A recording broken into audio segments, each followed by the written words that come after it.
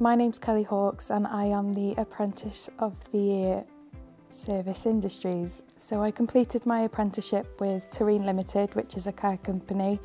I was a care practitioner and I'm now with the Welsh Ambulance Service and I'm taking the 999 emergency calls. I think the biggest advantage of doing an apprenticeship is by gaining the extra skills you need in order to deliver a better service for the service users, which I can now apply in my new job in the clinical contact centre.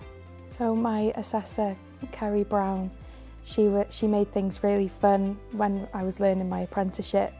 She thought of different ways of making it fun to ensure that I stayed enthusiastic about it and supported me if I had any difficulties throughout. If you're thinking about doing an apprenticeship, I would definitely advise it, because when I was doing my apprenticeship I was working alongside of it and I thought that was really helpful, and it helped me get into the job I am in now. So hopefully in the long term I want to become a paramedic. Obviously there's a few steps I need to take before then, but I know eventually that I'm going to do them and create a future for myself.